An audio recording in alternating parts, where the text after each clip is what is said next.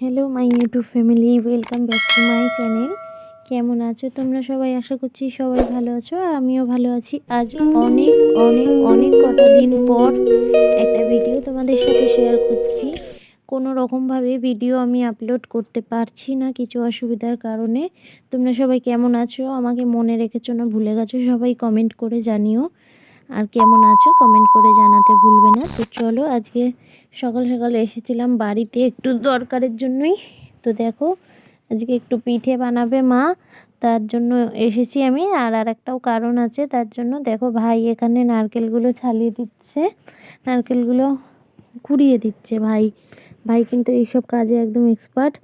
তো ওই তৈরি করে দিল, নারকেলগুলো কুড়িয়ে দিল। আর এখানে দেখো কাঠের জালের পিঠে হবে। তো কাঠের জালে পিঠে বানাতে আমরা সবাই চলে এসেছি মার রান্নাঘরে। কাঠের উনুনের রান্নাঘর এটা আমাদের। তো এখানে দেখো মা একটু জলের মধ্যে গুড়গুলো দিয়ে ভালো করে পাতলা করে নিল। এবার কোরানো নারকেলগুলো এর মধ্যে কিন্তু দিয়ে দিল। নারকেলগুলো পাক হবে এবার। তো বলো তোমরা সবাই কেমন আছো? এদিকে নারকেলটা পাক হতে থাক। আমি কিছু অসুবিধার জন্য দেখো কোনো রকমই ভিডিও দিতে পারছি না, বা কোনো রকমভাবেই ইউটিউবের কোনো রকম কানেকশানই রাখতে পারছি না। অনেক বড় প্রবলেমের মধ্যে আছি। এই প্রবলেমের মধ্যে সত্যি কথা বলতে কোনো রকম ভিডিও বানানোর মুড, বা যেটার জন্য আমি ভিডিও বানাতাম, যেটা দিয়ে ভিডিও বানাতাম, সেই জিনিসটাই আমার নষ্ট হয়ে গেছে। তার কারণে আমি ভিডিও বানাতেও পারছি না। কারণ আমি যে ফোনটা দিয়ে বানাতাম, ওই ফোনটাই আমার চলে গেছে ভোগে বলতে পারো তোমরা। তো সে কারণে কোনো রকম ভিডিও দিতে পারছি না। তাছাড়া আমার নেটেরও প্রবলেম হয়ে গেছে। যেটা দিয়ে আমার আনলিমিটেড নেট চলতো, সেই ফোনটাই আমার খারাপ হয়ে গেছে।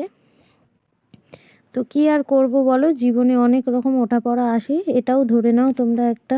কী আর করা যাবে। তো চলো, এখানে পিঠেগুলো তৈরি হচ্ছে। ভাই কিন্তু বিশাল বিশাল হেল্প করছিল আমাদের পিঠে বানানোতে। ভাই অনেক হেল্প করছিল সব কিছু বানিয়ে দেওয়া, বসে বসে বানিয়ে দিয়েছিল ভাই। তো চলো, এখানে দেখো পুরটাও বানিয়ে রাখা হয়ে গেছে নারকেলের। কি বলবো বুঝতে পারছি না তোমাদেরকেও কোনো রকম সাপোর্ট আমি করতেও পারছি না। তোমাদের থেকে যে সাপোর্ট নেব, যে ভিডিও করে সাপোর্ট, সে ভিডিওই করতে পারছি না।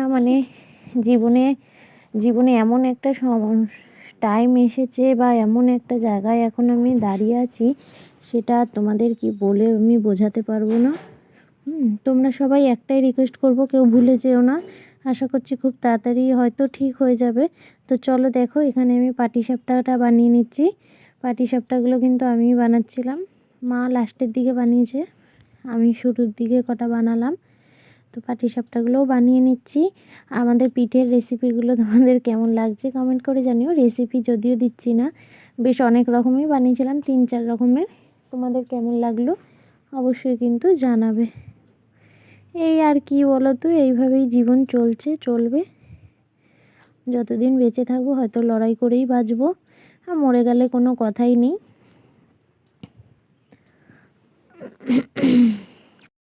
অনেকটা বাজে পরিস্থিতির মধ্যে আছি, অনেকটা কি বলবো তোমাদের, খারাপ সময় যাচ্ছে আমার জীবনে।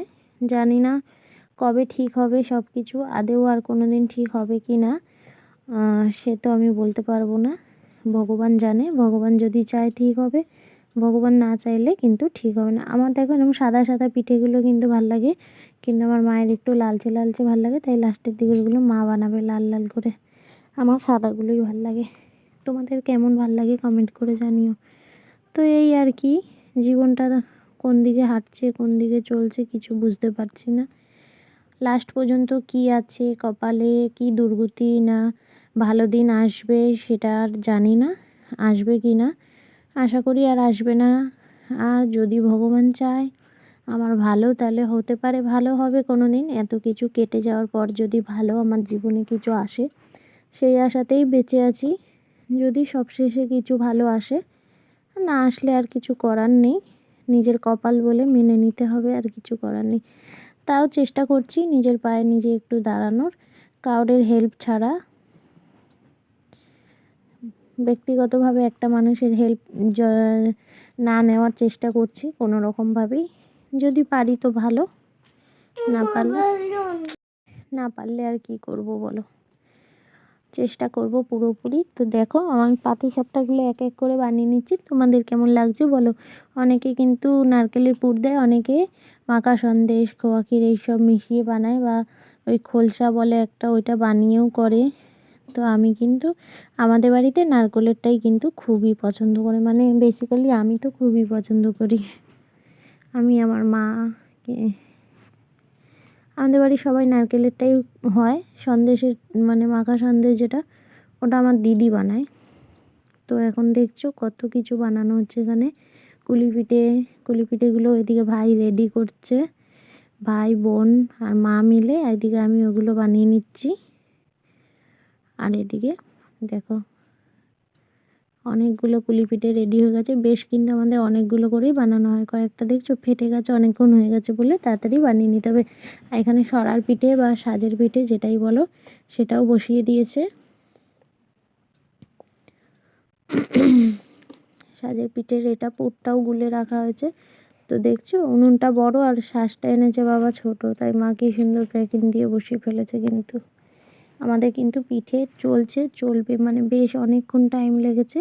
তো মা সাজে পিঠেগুলো একটু দেখে নিলে হয়েছে কি না, তো দেখে হয়নি, আবার ঢাকা দিয়ে দিয়েছে। এখানে দেখো এই কুলি পিঠেগুলো লাল লাল করে মা বানিয়েছে। তো পিঠে পুলিটা কেমন লাগলো তোমাদের কমেন্ট করে জানাতে ভুলবে না। এখানে পাটিসাপটাও রেডি, আরও এক গামলা এদিকে আছে।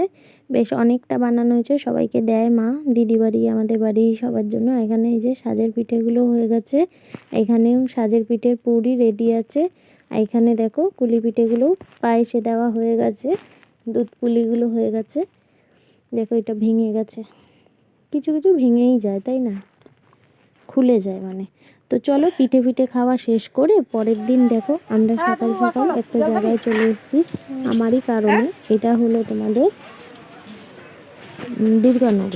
দুর্গানগরে আছি আমরা এখন।